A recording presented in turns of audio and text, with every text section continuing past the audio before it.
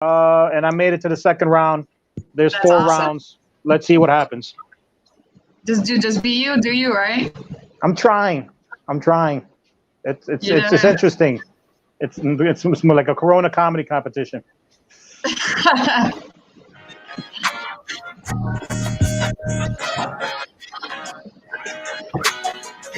Your audio's going in and out a little bit. You sound good. I can hear you good. Yeah.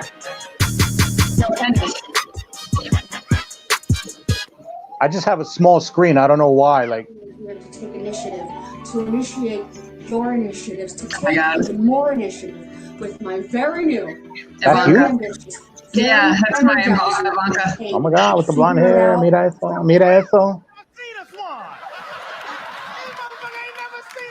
You look good. White people, this is what real white looks like. This is what...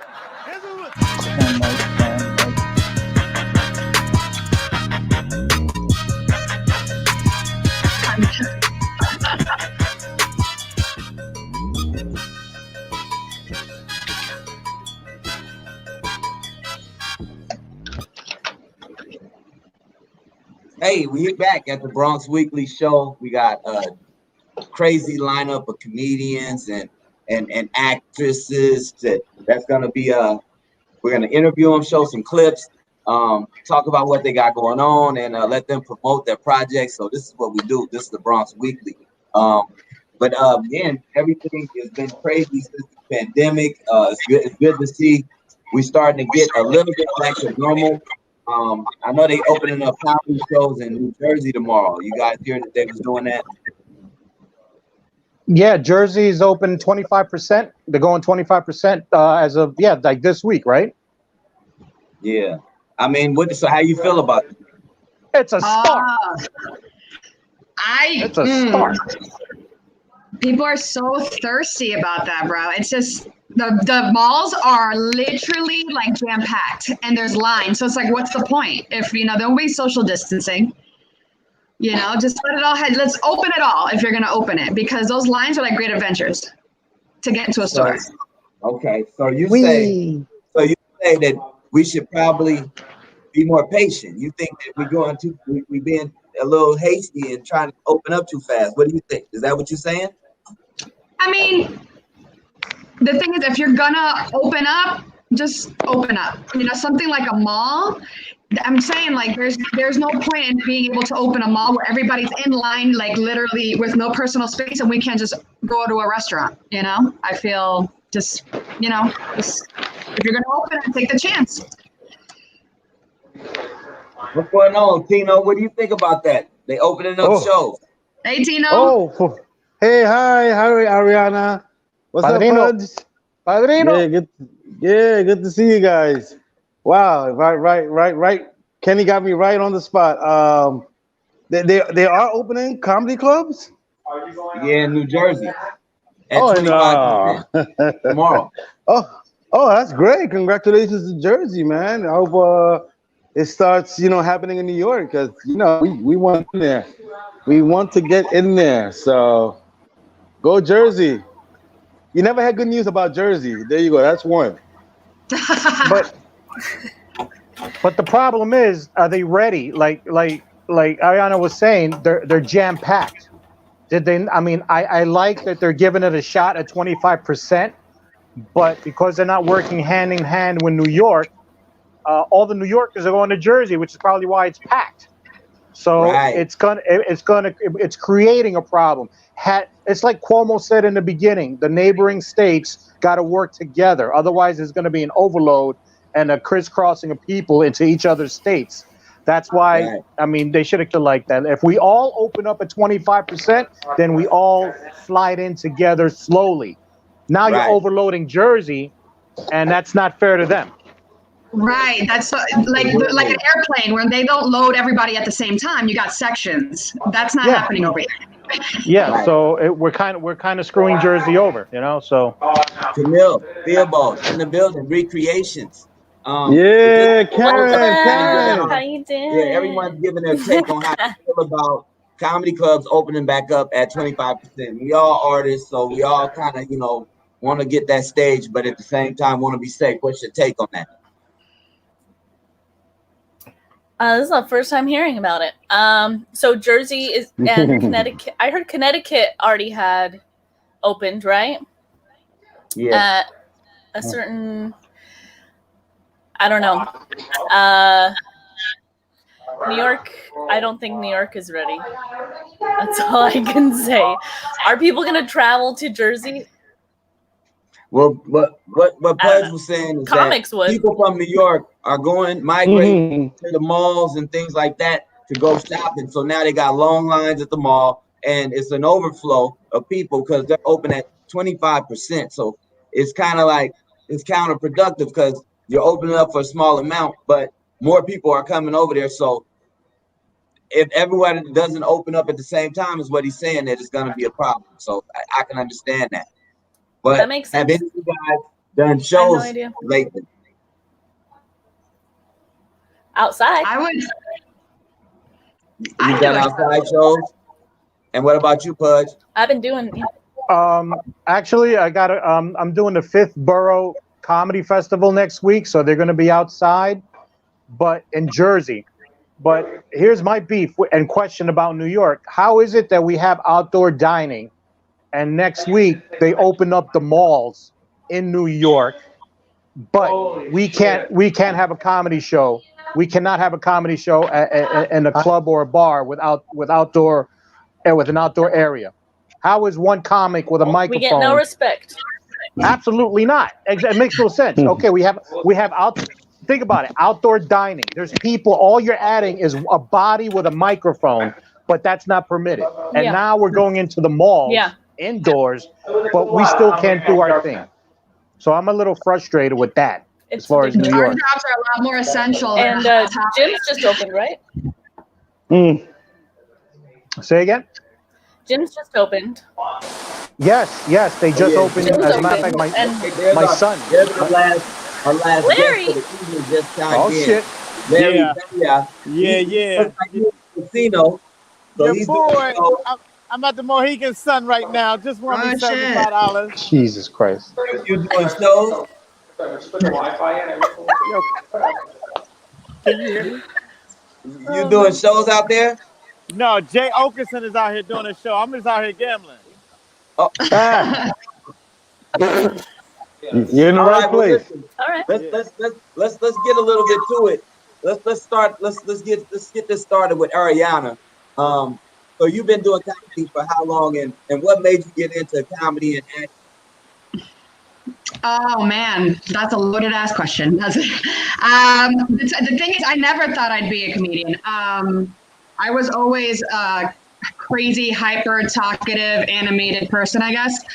I did move to New York to do, I guess, acting. I knew I liked theater. Where are you from? I'm from Connecticut. I was born in Puerto Rico, raised in Connecticut. Oh, What part of Connecticut? Bridgeport. What part of Puerto Rico? Carolina. oh. All right, so here's a clip. Here's a clip right here. Some of your acting, some of the comedy. Check this out, y'all. All right.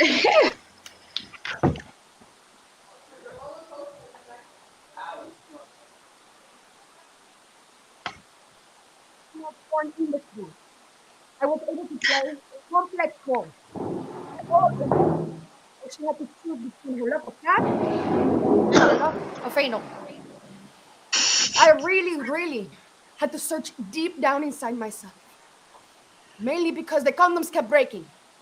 Ha! Okay, right off the bat, I'm not one of those teachers that will sleep with you. No matter how boyishly good looking you are. Oh. There'll be no flirting, just learning.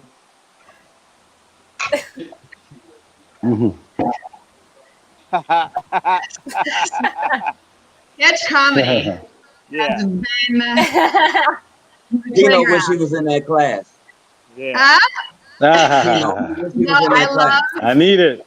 I love that Penelope Screws character. I was in a comedy troupe called Room 28, and they're brilliant. They're awesome. They wrote in that I guess that Latino porn industry, character. So I took her character and I put her in this speed dating for an SNL audition, so we'll see how it turns out. But characters have definitely, I don't know. That's something I also fell into. I guess because when I was doing stand-up, it was more like act outs. So then somebody's like, why don't you just do sketch? So that's how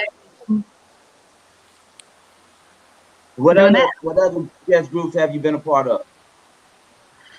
sketch comedy troops. Yeah.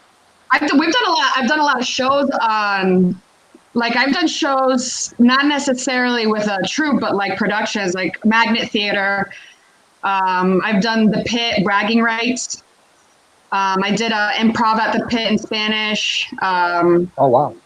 I've done Sketch Cram with UCB. So I'll go and be a visitor at other troupes, but I've been with Room 28. It was just like five years, and then we did the Bring the Funny show, which was last year July. And that's when I wrapped it up with sketch. That's when I took a break. I was like, I need a break. So what has happened to you in comedy that made you feel like this is for me? This is why I do this.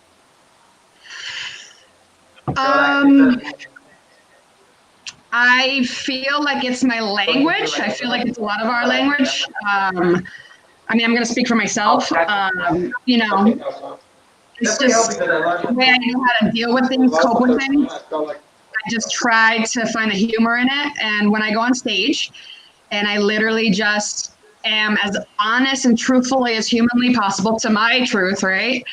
It gets a laugh. And that means that I'm connecting with someone in some way. So that's my way of connecting with people. I'm a needy ass bitch. And I don't know. That's my way of being, like music. Well, for me, it's a universal thing. I feel like comedy is. And I learned that with stand-up first. I did, my first stand-up was at Broadway Comedy Club back in a long time ago. I used to be a barker and sell comedy tickets for stage time.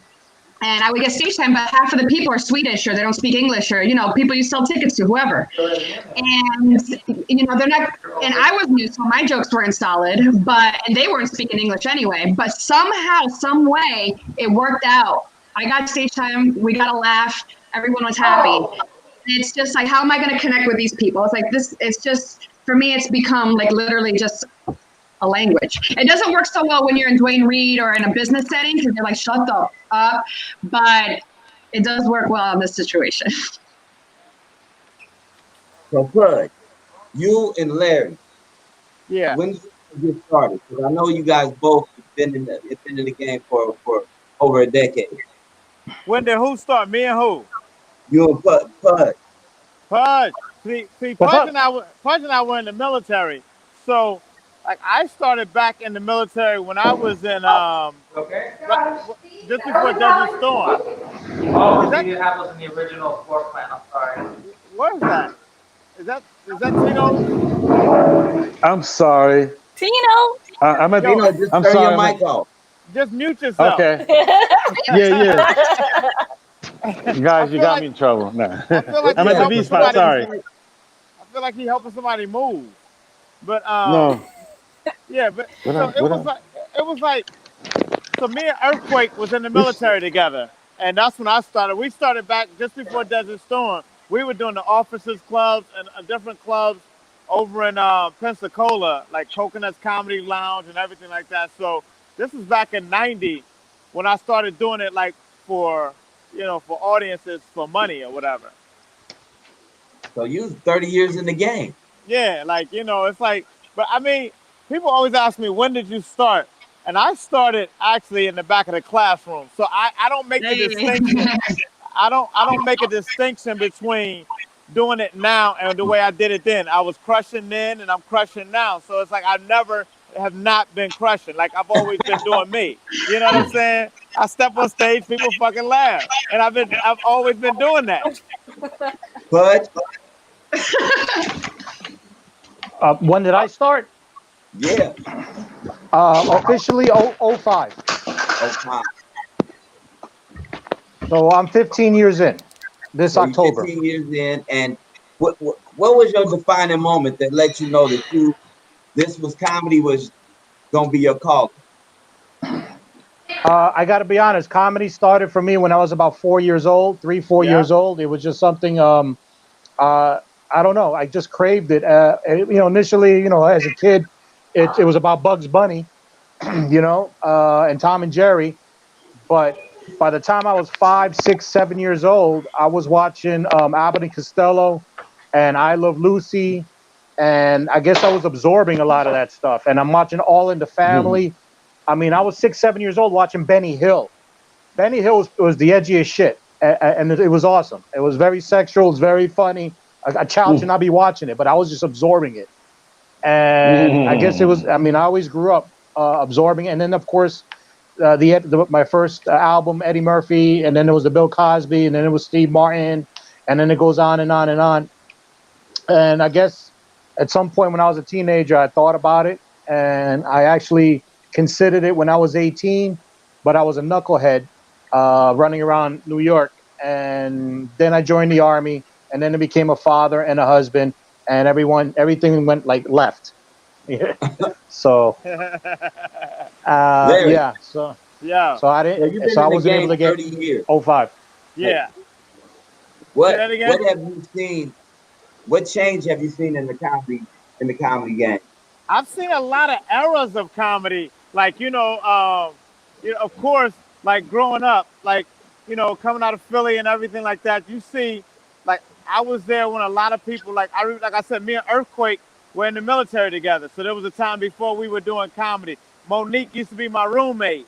I remember Kevin Hart's first week of doing comedy with a Laugh Factory. I remember when Monroe and Derek Gaines and all of them were just starting doing comedy.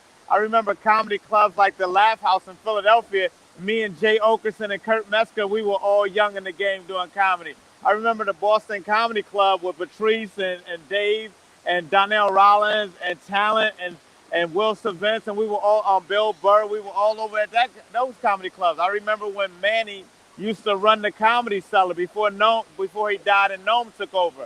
I remember the LA scene, with everybody out at the Comedy Store and the Laugh Factory when the Wayans brothers came through and stuff like that. So I've seen, I remember when Cat Williams used to do clubs.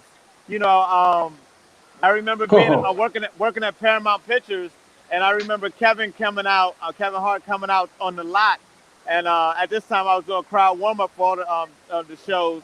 And I remember Kev came out, and I saw his wife, who I was cool with, Tori at the time, his first wife. And I saw Tori, and I was like, "Oh shit, Tori, what you doing out in LA?" She said, "Kev is has got meetings now." And I was proud of Kev, but I remember when Kev came out of the room, he had 3 Jews around him. And I said, "Oh, this motherfucker's going in." Because I count a Jew count around a person when they're around, when they're on the lot. When you, like, if they got 2 or 3, you know they're going in because it's a concentrated effort. And I knew Kev was taking off. And I love the fact that, I've done overseas. I've been almost on every continent now doing comedy. I love when I went to Russia and did a riverboat tour. I love going to Brazil, going to Shenzhen, doing just a lot of things and making people laugh with the shit that I do in all different languages and stuff like that. That's what I've noticed. I've noticed people come up and quit. I've noticed people come up and steal people's bits and become a little bit more famous than the person they stole from. I see a lot of shit happening in this game. I see a lot of this is my favorite thing I see. I see a lot of people who remember what Patrice O'Neal was and a lot of those people, and they become comedy snobs by regurgitating something somebody else told them as if this is what comedy is supposed to be. And if you're not doing it by the letter, you're doing wrong comedy. But then you see a bunch of people that work in the same clubs that all sound the same with the same premises. You know what I'm saying? I be like, all you did was just did her joke in Jamaican now. Oh, you did it in Irish. You know what I'm saying? I've seen a lot of shit. But I've seen a lot of audiences love what we do. And that's what I love. So, Pudge, 15 years is a while too. Like with the internet becoming such a big part of the game, and I know that you've tried to, build your internet presence up lately. What's your take on comedy with or without the internet? Who's that for? But Oh, but with the internet? Well, it's been helpful. I think not so much internet, but like the social media, the YouTube. I kind of incorporate it all. It's changed the business. The business model. I think I came up in the days where all you had to worry about is working on your craft, writing, performing, and constantly getting on stage. And now, because of social media and all the technology and everything, it's all about followers and likes, and it's helped, but it's also, I think, backfired in some ways.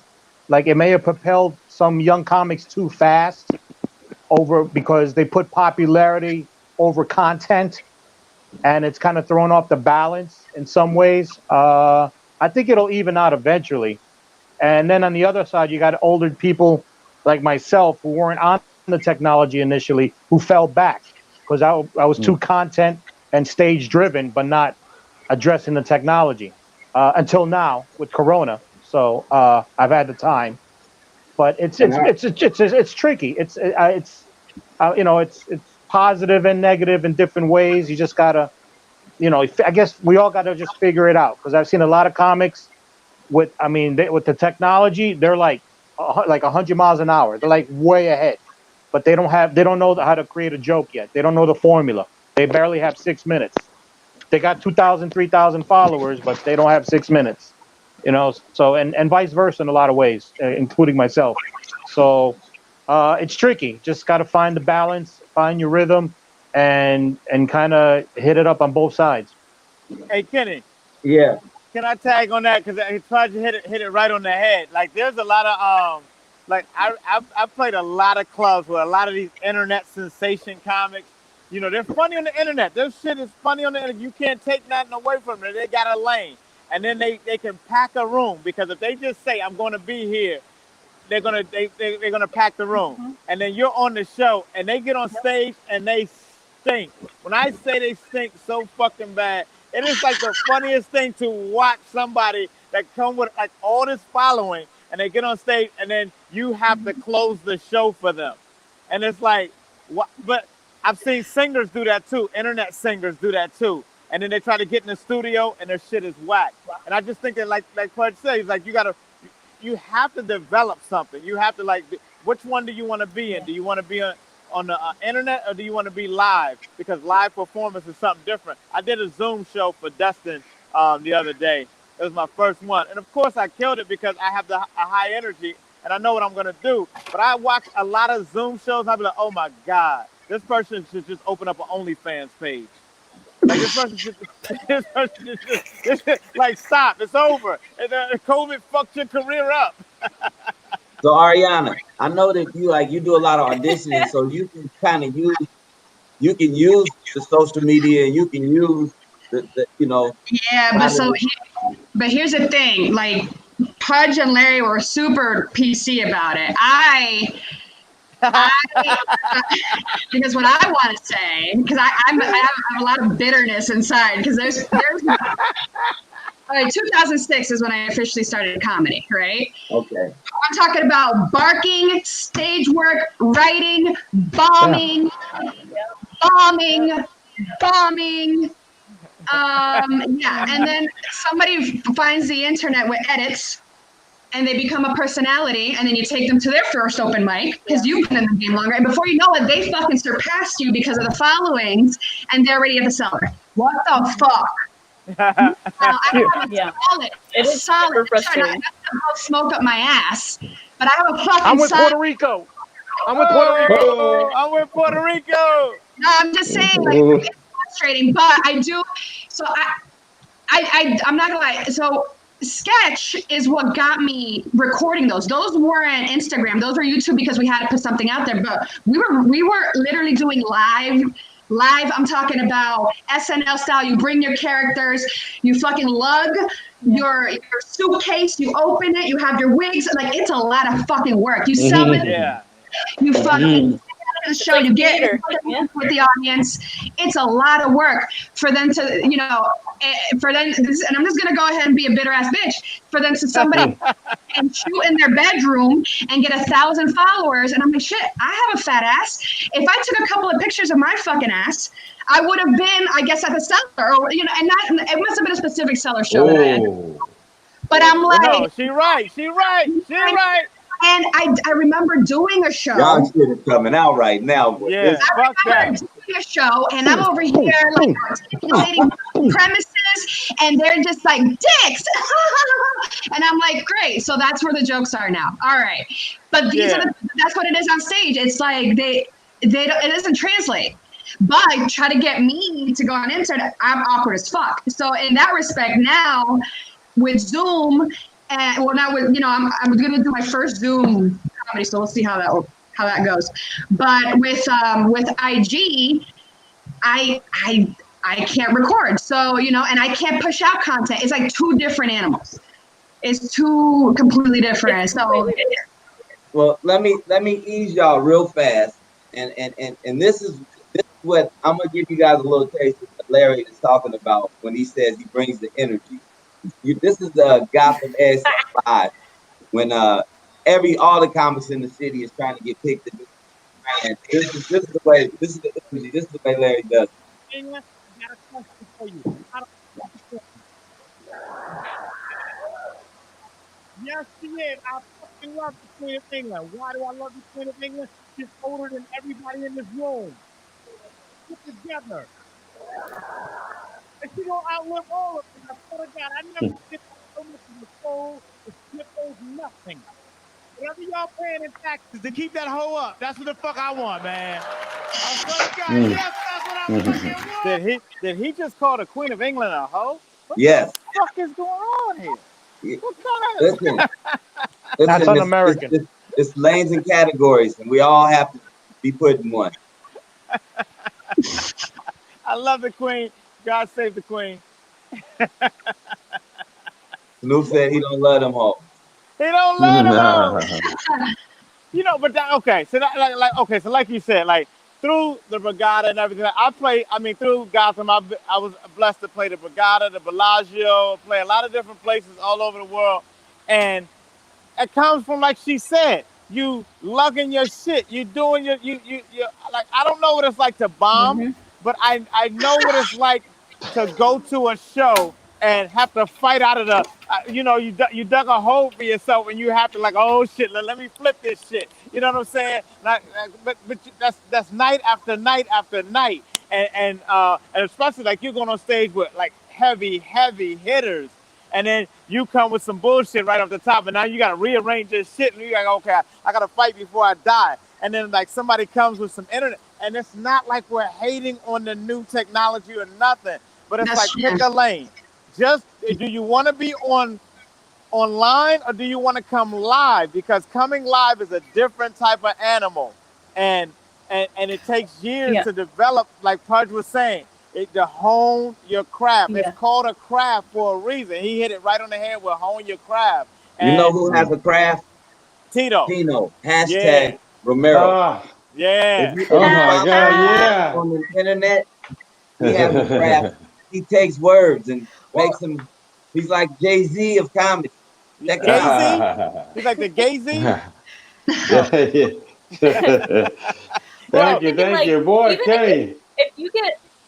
If you get famous off of the internet and you decide you want to perform live, at least prepare for months. Like, anybody who's had to switch over to stand-up has had to put in the work and the hours, and it's very obvious when they don't do that. And so it's like, just like us comics who are now trying to be online, like I'm now on TikTok and all that because I don't have a choice. This is what we have. So I'm on TikTok. But it's like, but it took a while for me to figure out what do people like, and like what videos are gonna get views and shares and comments. And so I don't know, maybe the internet people were watching me, seeing my videos, like, what a fucking noob, you know? Yeah. That's how I feel too. Oh my god. I came from theater. I came from theater before I did stand up. Like, I grew up in theater. Yeah. So I understood what craft meant. Like, I played everything from Eugene O'Neill to Shakespeare to August Wilson to everything. So I understood what it means to, like, be comfortable on stage. But I understood also that you got to transition over and do that profession. Don't just be like, oh, I can sit in front of a computer and I got all this technical shit. And then, like she said, take about 2 or 3 months and prepare that shit, practice it. It's kind of the flip side right now. Like Camille was saying, she's doing TikTok, and I just downloaded the app myself because we have no choice.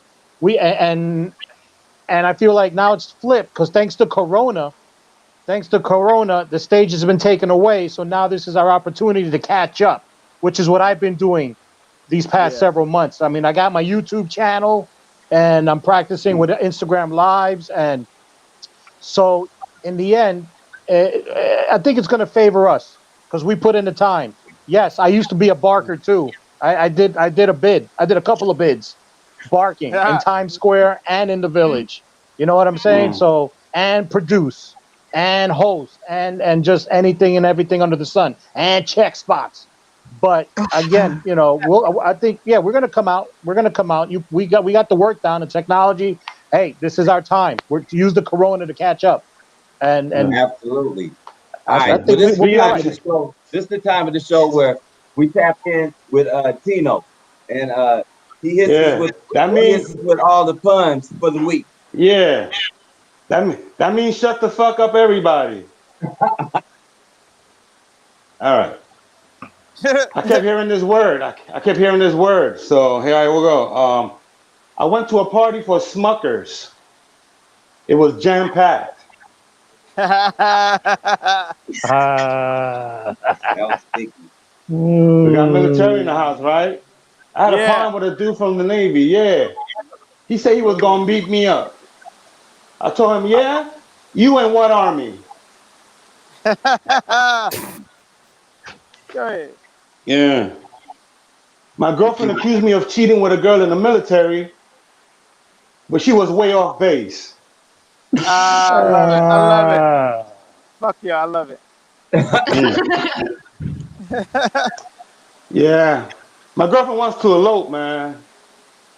But I'm not married to the idea.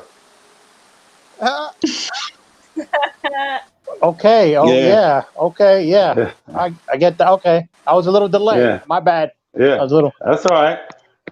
Yeah. I had sex with a scientist.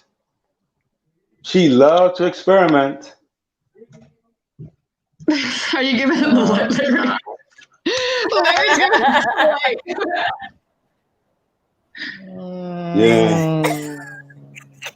Yeah. Yo, I know my girlfriend is cheating on me with a detective, but I have no evidence. All right, guys, that's a new one.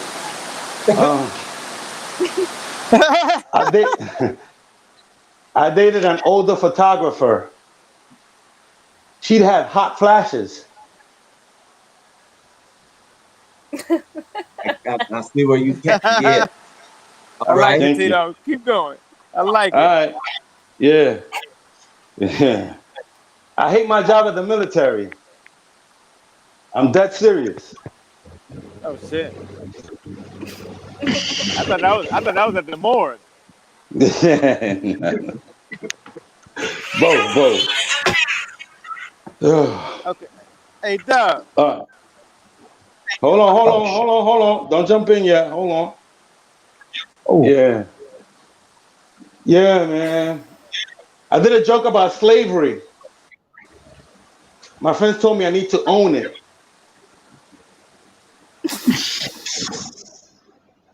Tino, Black Lives Matter. I know. Yeah. Yo, my friend paid me to go to the Black Lives Matter march. Yeah. It was a riot. All right. All right. And the pun of the week.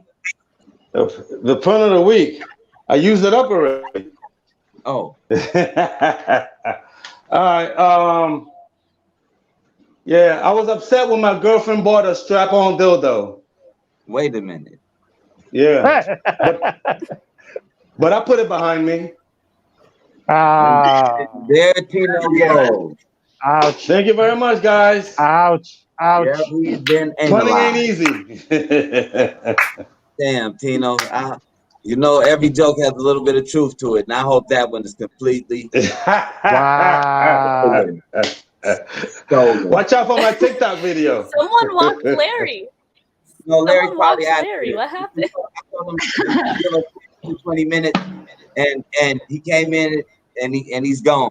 You know, like a thief in the night. He got a lot off, and he didn't forget much. I know one thing he doesn't have is dementia. All that shit. He remembered a lot, so that was good. Now we got one more clip we want to show, and this is Pudge Fernandez, and this is when I'm pretty sure this was the live taping that they had. So oh shit, Brooke. And I believe that. I think it's true because I realized one time when I went to Manhattan, that's when I knew. You guys have been to New York City nightclub, right? In the middle of the night, the DJ grabs the microphone to do that pearl check to see who's representing, right? That's when I knew. Because in the middle of the night, he was like, Brooklyn, where you at? They're all like, what? He's like, Bronx, where you at? And he's like, Queens, where you at? Oh my God, that's over here. Thank you. He's so nice. That's when I knew. Yeah. That's Queens. Yeah. That's Queens.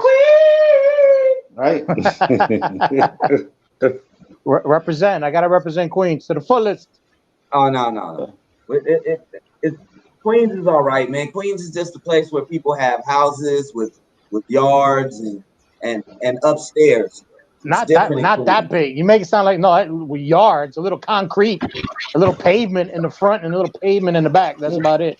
Enough for a hoop. You gotta take what you can get, man. New York is packed. And we still not finished. We got clips for days, y'all. We always gotta go with our recreations. This is where Camille Theobald lets the world know that Karen is alive.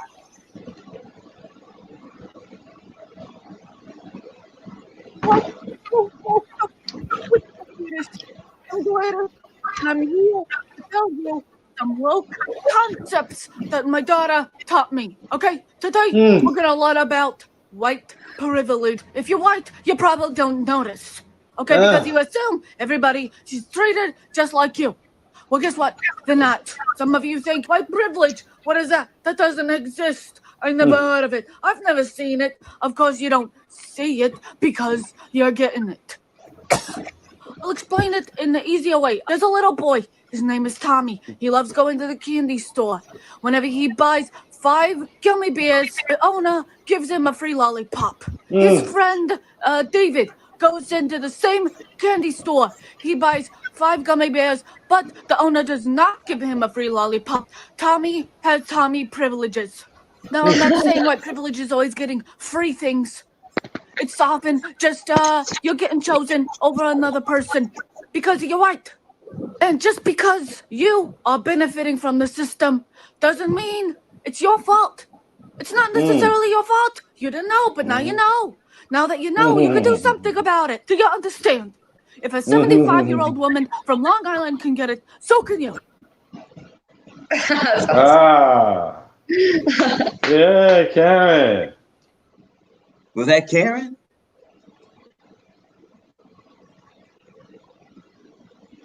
You're muted, I think. You're muted, Camille. Oh, sorry. That was Gladys. Gladys. Oh, that's Gladys. Oh. I was like, that didn't look like Karen. She had a different color wig. Yeah, it's a woke grandma everyone wished they had. Woke grandma. Woke? Yeah. Grandma. I thought it was Karen's grandma.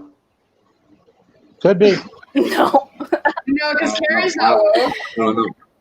Any of you Karen guys doesn't know about white privilege. Any of you guys got any shows this weekend? Yeah, I'm Next hosting a week. show in Queens. Yeah. Oh, where? Which show? Ray Goots and Ryan DeCarlos' show. What's it called? Rooftop Comedy, even though it's in a backyard. Gotcha. Saturday, A private engagement. 5 o'clock. That's amazing. Mm-hmm. I'd have to see what the link is. Like, what it's on Eventbrite. Yeah. Yeah. It's a private. Well, I have a Anybody show. I have a show this Saturday. It's kind of like a birthday show, Virgo show. And it's funny you were mentioning about these Instagram influencers because I have I have 2 coming, so I'm gonna be packed out. Fuck it, I use them. Hey. Hey. I got Danny Deuces who loves my tits. So yeah, she's gonna be performing. So you know, I'm gonna experience what you guys were talking about. Nah, she might be funny, man. Don't you know? You never know. Yeah, you do never know. Yeah, sometimes people get in their zone. Mm-hmm. Yeah. But I'll be ready. Thanks to Ariana, I'll be ready for the worst. No. I mean, I'm just my experience, right? Right. I'm sure there are right. people who can easily transition into both. Right. Exactly. So, well, It'll be good. Pudge, you got anything coming up? Yeah, I can give you my whole month. There's not much. Oh. Next Wednesday and next Saturday, Fifth Borough Comedy Festival. I'll be in Jersey. And September 30th, I'll be in the second round Mohegan Sun Last Comic Standing competition. Woo! Hey, that's awesome. Yeah. So let's see what happens. Killing it. Yeah, and that's Ariana, it. what's going on with you? What you got coming up? My first Zoom, I guess it's gonna be Wednesday the 9th, barely making it, at 8 p.m. Good luck. Check that out, and we'll go from there. I guess we're just trying to adapt. Right. Are you Yeah. doing rooftop shows? Who, me? Yeah. Oh, not yet. Not yet. Oh, I'm okay. literally just getting back into it. Oh, all right. I'll keep that in mind. You know, the dojo, we always find a way. So we gotta rooftop. Yeah, I can imagine. You know how we get down. Yeah, and it's a little more, we're gonna have all the different things so people feel comfortable, the little mats that show you 6 foot distancing and have all the seats separated and the temperature gun to check people's temperature. I use that at work every day and I don't hesitate. And you know what people always say? Oh, I'm cool. I'm like, I'll be the judge of that.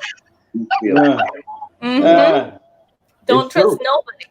You see that The Rock, he was like, anybody who comes to my house from now on has to get a test. Because he got it. Him and his family had it. And they got it from people they trusted that came over to their house.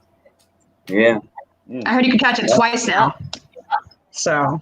Yes, they just making up shit as we go. You can catch it twice. It's like a presidential run. I want to catch that twice. You can do it twice. Yeah. That's so crazy. Wait, so we got another clip from the Bad Cop. Oh yeah. Oh yeah, man. We all got to keep working and staying creative. That's what it's all about. Mm-hmm.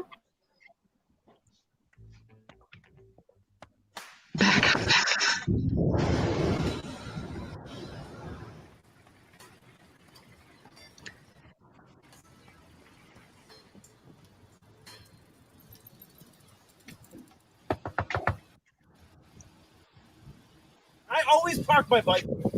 Get back up to my car. I said. Oh, hell no.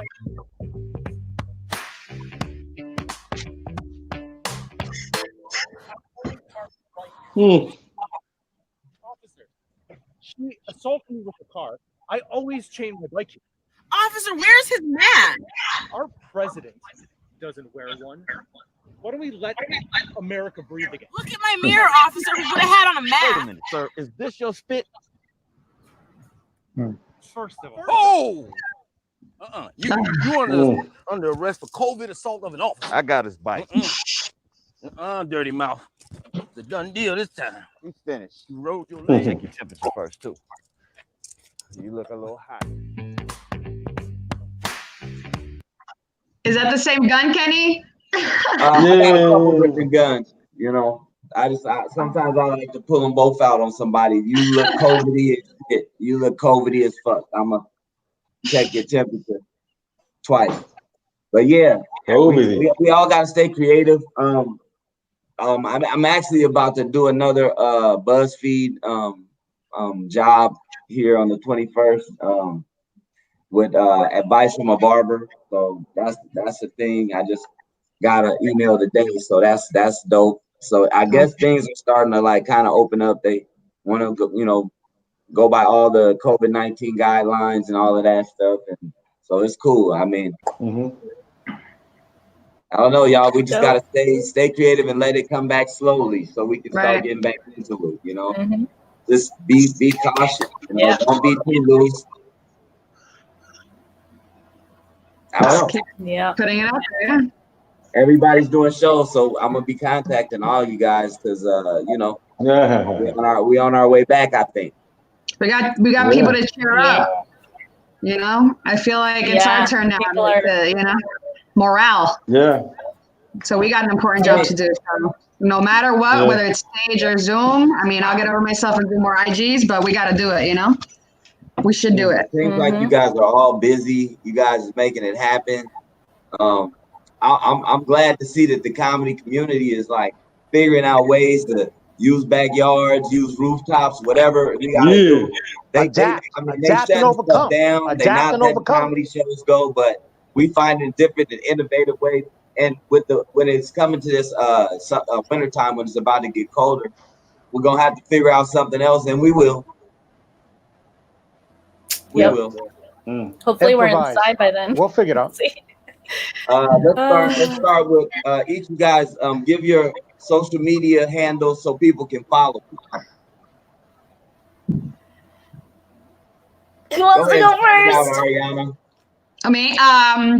Hey, that's me. I am on Instagram and Twitter as It's Ariana R.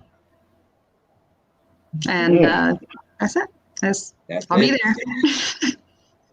there. Pudge, talk to me. All right.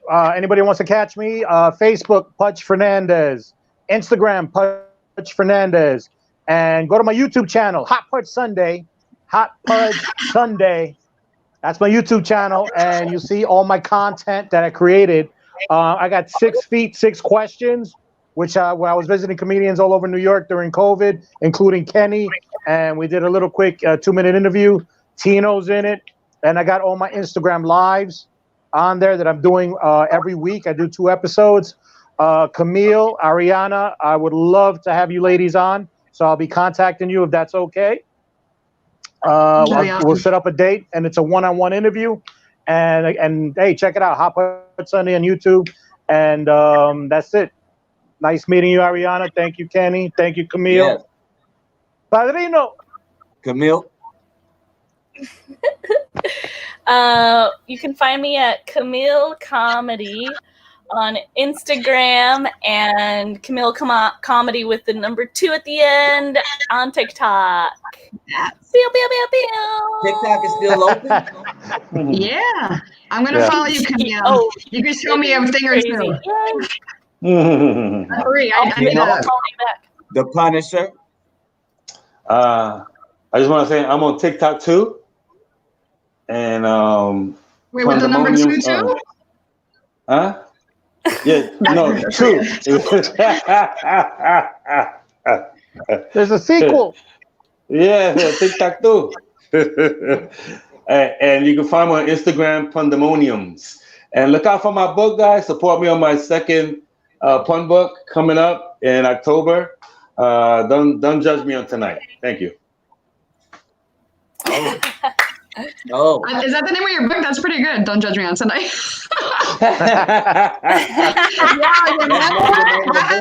Yo, when you do your memoir, that has to be the title of it. Don't judge me on tonight. I say that a lot. Right before sex. Oh, right, don't judge me. Low hanging fruit. Oh, that's a I like when Pudge said, like, if anybody wants to catch me, nobody wants to catch you. Okay, buddy? Okay. All right. I thought you were going to hit him with a pun at the end, but you can follow me It was just a diss. It was just the a average diss. black man. Underscore the average black man on Instagram, and Kenny Warren on Facebook, and on Twitter, average_black_man. It's a lot of black. Everybody, I just did a fantasy football draft, and they kept saying there's no pictures of no white people on your wall, and I was like, this blackity black over here, you know. And so the thing is the white guys in the league, they want, if they win the championship, they want to see a white dude on my wall. So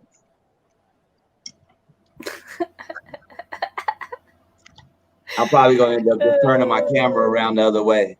It ain't happening over here, man. So anyway, I'm ending with a nice little bit of racism. I want to thank you guys for coming out to the show, giving me your time.